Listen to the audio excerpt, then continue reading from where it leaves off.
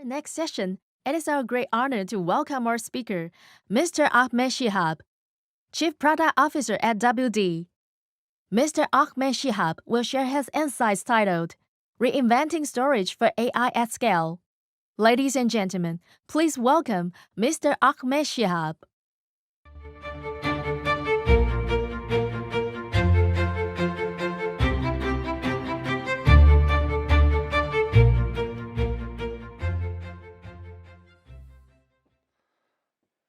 Good morning.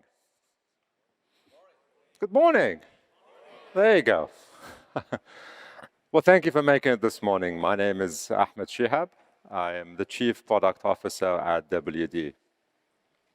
I've spent the last 20 years or so in storage, and that storage is in companies like NetApp, AWS, and Microsoft, and now at WD. One of the things I've seen over the years is that the storage landscape and the storage stacks continuing to evolve over time. From the enterprise storage stacks to the cloud, to the scaling of the cloud, and now to AI. AI starts at a much bigger scale. So what I wanted to talk about today is really, what is the AI storage stack look like? What's in it?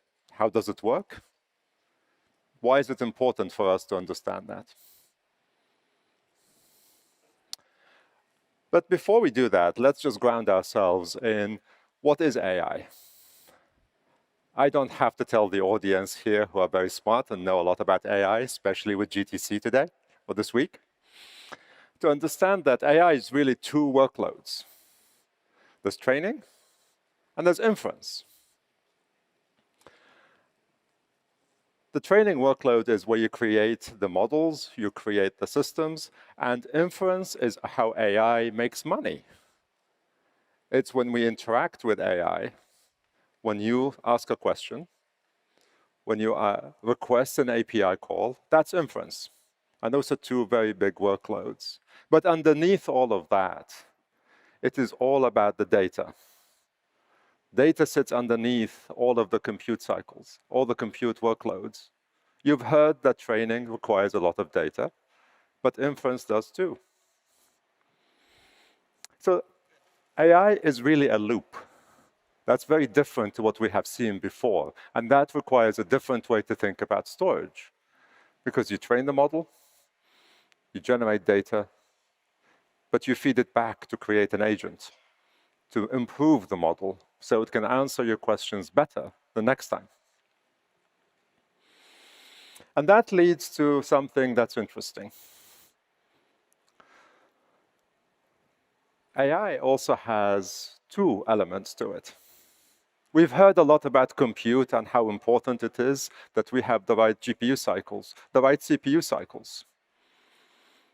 But what we don't talk about is the amount of data that we have to use to train those models. Those models require so much data that we have heard about. It accumulates very quickly.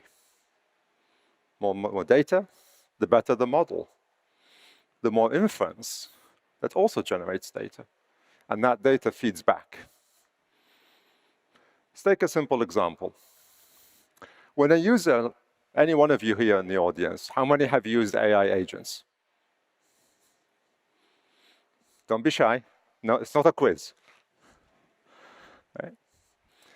When you use the AI agent, your data doesn't disappear between sessions. It stays there. What you asked it a week ago, it's still available to you. The data that you store isn't used by some other user. Right? If you ask about cats, you ask about birds, you don't want a different answer. Right? Two very different answers. So whereas compute cycles can be reused, the training cluster could be reused for inference. Different users who complete their inference runs can let go of those resources and somebody else can use them, but the data stays. The data continues to build up. The more you use it, there is more data. So what are those data sets? How do they build up?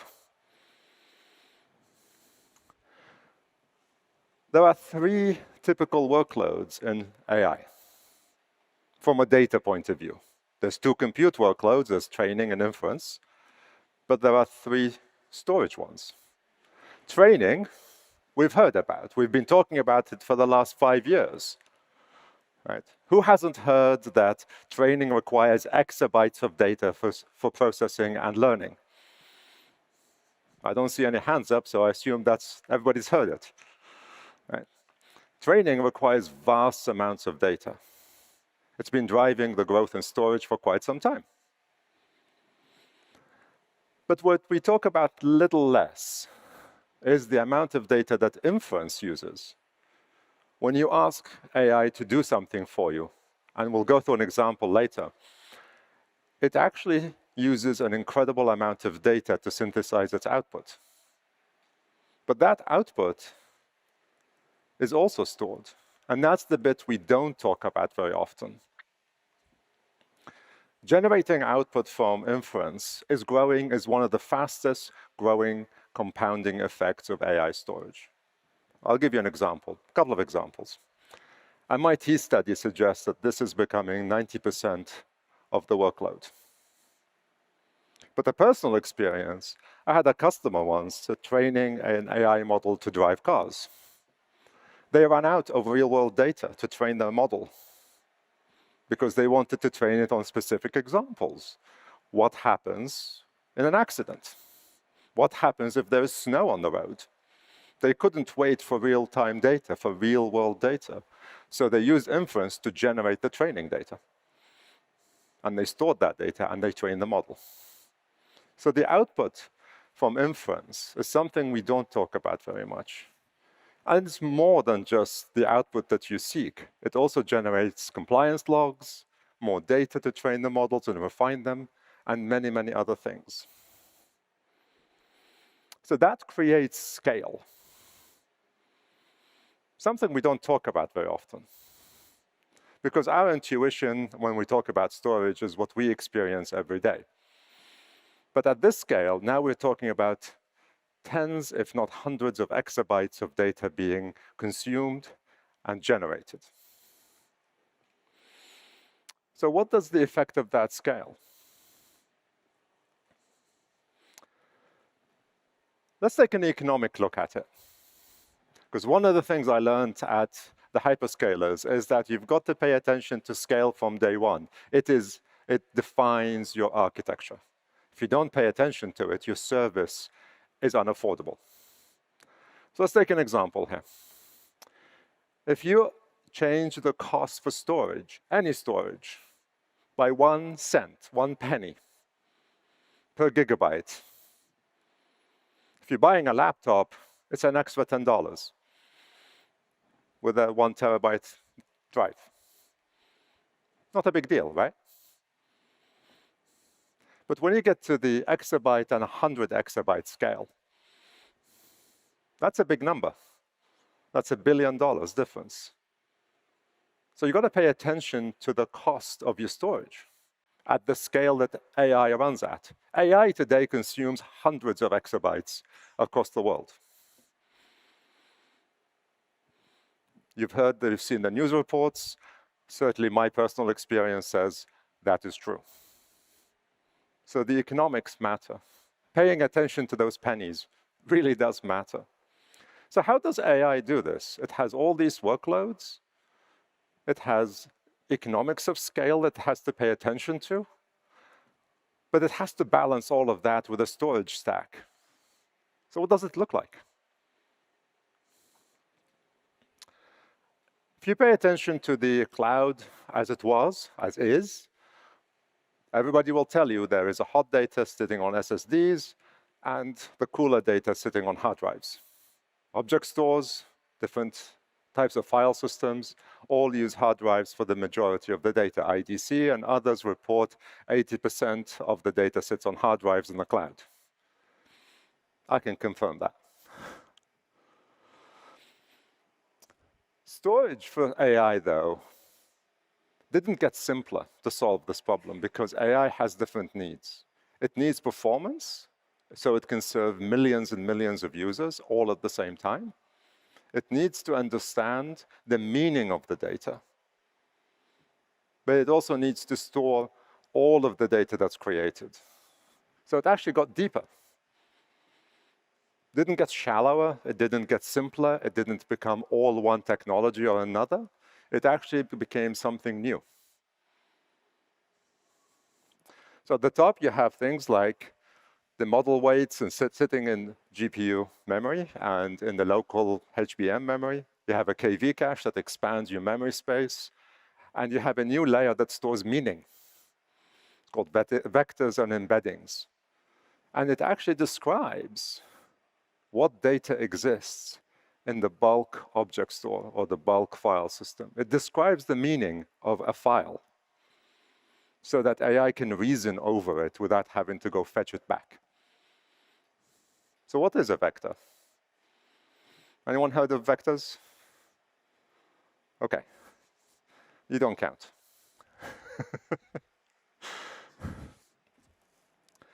A vector is a thing that describes the meaning of an object, a file. Let's take this example here. This is a picture of the WD NASDAQ bell ringing event earlier this year. What do you see in this picture? You see a bunch of pixels. But the meaning of the picture is we see Irving Tan, our CEO, in the middle. We see confetti. We see a number of WD employees and the logo behind it. That's the meaning of the picture. So vectors describe that. They read the picture and they distill that meaning from it, and they store that as mathematical representations called vectors. The picture is several megabytes stored on hard drives. The vector that describes the meaning is a kilobyte. You can store that on flash quite effectively.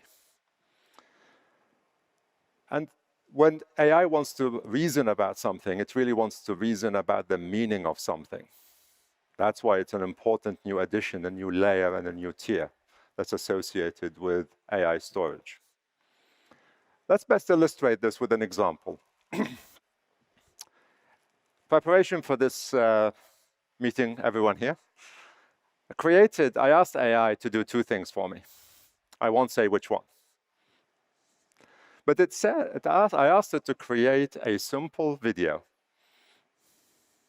8 seconds, no bigger than 4 megabytes, that describes a scene where a barista in a cafe hands over a coffee to a customer and then shows them the bill.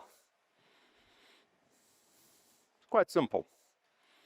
At the same time, we asked it to tell us what was happening in the background, what data it was reading, and what it was doing at the same time. AI turns out to be useful like that. It can tell you what it's doing. It can reason about it. I don't have to ask any engineers to do it for me. So the first thing I did was it tried to understand what I was doing.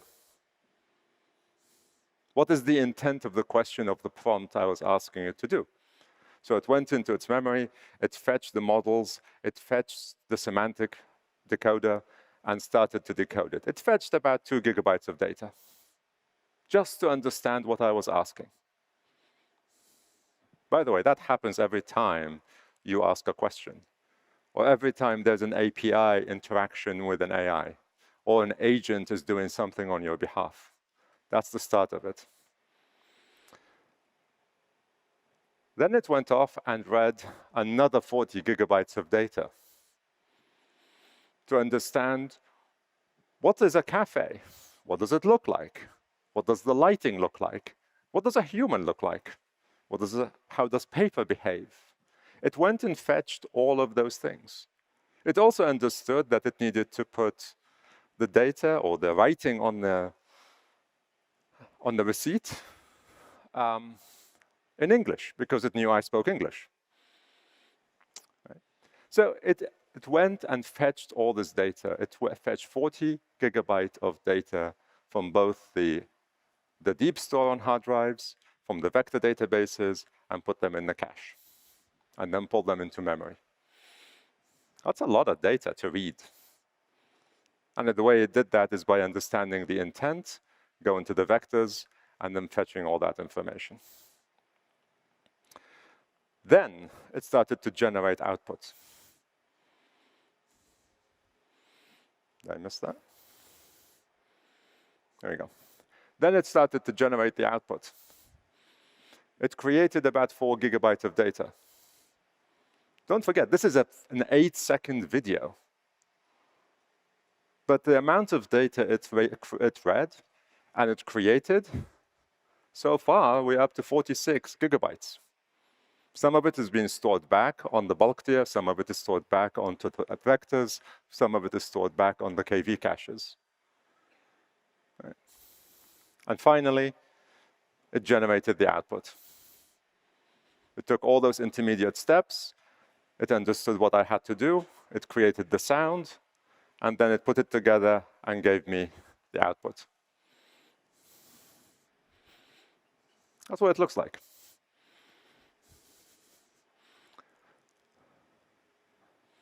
Pretty cool. 8 seconds. 4 megabytes of data that was created, but to generate that 4 megabyte file with 8 seconds of video play, we read 40 gigabytes in GPU memory. We actually generated 506 megabytes of data that is stored in the backend. All that for the 4 megabyte file I wanted. So you can see how the data is building up so quickly. This is a simple example. You can almost say it's a trivial example.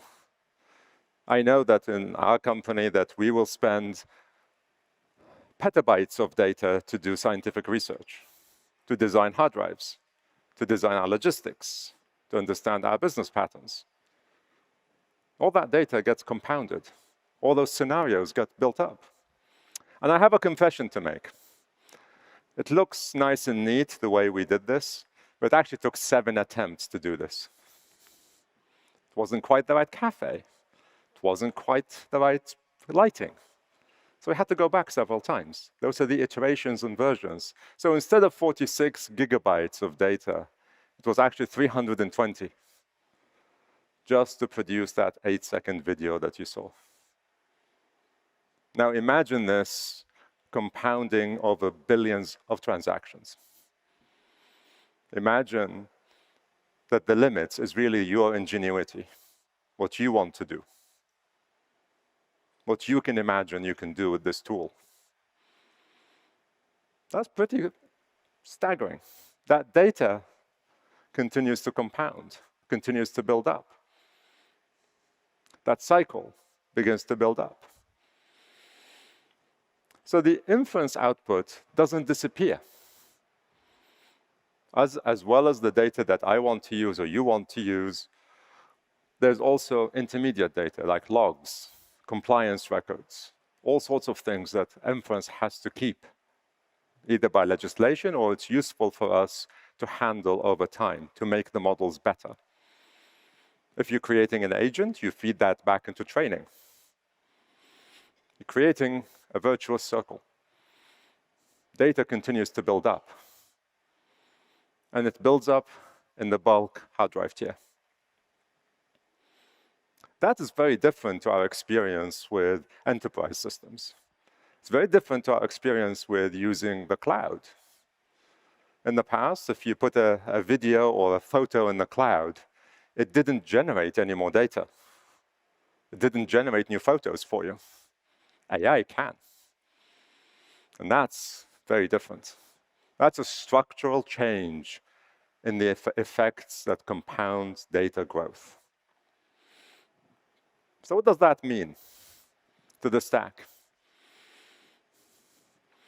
I'm often asked is, what happens here if, what does all this data live? Does it live on flash? Does it live on hard drives? Does it live on something else? The reality of it is the AI engineers or the storage engineers being very clever about this. They use the best technology for the best intent it's capable of. Hard drives continue to be the bulk storage. Lowest cost, great for doing sequential reads and writes, very large data accesses. Oops. Flash is very good at reading small data systems or data fragments, like vectors. It's also very good at cache, because it's very fast, and it's very good at reads. And that hot data, and then you get into the CPU, GPU memory, or the CPU memory after that. So the stack is different. It's very different to what we see in the traditional cloud environment, where you just have two tiers. But none of those are wasted. They're necessary. So this architecture didn't happen by accident. It happens because of economics. I'm often asked the other question, which is, won't Flash take over everything? And that's typically when I show them this. These aren't my numbers. We got this from an online tool. You can see the reference. If you were to choose all Flash data systems for everything versus all hard drive systems for everything, this is based on public pricing. There's nothing I'm revealing here that's new. The difference between all Flash and all hard drive at 200 exabytes, which, by the way, is about the publicly acknowledged size of something like S3 in Amazon, it's $96 billion. Put it in different terms, that's about 3 million GPUs. So if you were to choose things based on technology, not economics, and the architecture done that way, you could have 2 million less GPUs, those GPUs that you could use to expand your business. So you're choosing the right architecture, the right balance, and typically it's 80-20 of Flash, 20% Flash to 80% hard drives, gets us the optimal point, and then you have more capital to invest in more GPUs that serves more users, that serves more storage. And that doesn't stop there. IDC is forecasting that between now and the end of the decade, there are 300 zettabytes of additional storage that's going to be driven by AI, created. Now, that's zettabytes. That's 300,000 exabytes. Let's say IDC is wrong by a factor of 100. It's still 3,000 exabytes. That's $66 billion of hard drives, or $1.5 trillion of Flash, if you go pure. That's not a good economic investment. That's why what we see in the stack is that it remains designed like this. You use the best technology where it's most relevant. Top of the stack is memory and HBM. The cache is Flash. And so is the embeddings, because there are small reads and small writes, and it's all about fast access. It's great use of the technology. It's a great place for Flash to earn its place. Hard drives are used for what they're very, very good at: large sequential I/O, big bulk storage, lower cost, power efficiency. And the interesting thing about this is that both the Flash embeddings layer that holds the meaning of the data that is in the bulk storage and the bulk storage layer, they grow together. The more bulk storage, the more embeddings. The more embeddings, the better the AI. The better the AI, the more data, and the cycle continues. This is why I believe that the storage stack is elegant. It's pragmatic. It's been designed with the economics of scale in mind. It's not about technology. It's not about brand loyalty. It's about what's practical and what makes sense. If you go one way or the other, AI could be too slow, or it could be too expensive for any of us to afford it. It will hamper its adoption. It's a very elegant answer. So I hope this has been thought-provoking for everybody here. I know I threw a lot of things at you in a very short amount of time. But it's an exciting subject. It's driving innovation in the industry. It's driving flash to do better endurance and better capacities. It's driving the hard drive industry to deliver more performance, more capacity. Because we all need AI to be successful. Not because it is a technology that we like, it is beginning to drive economic output for all of us. Companies that adopt AI are doing better. So it's become a reality and a necessity for all of us to adopt. And this is why it all sits on data. Without your data, without the data that sits in the systems, AI can only do so much. And that data continues to grow and grow and grow over time, alongside compute. So thank you. Thank you for your attention. I appreciate your time today. 感谢 Ahmed Shihab 先生精彩的分享。下一个精彩场次 ，AI 资料中心的电力挑战与解方，即将在不久后开始。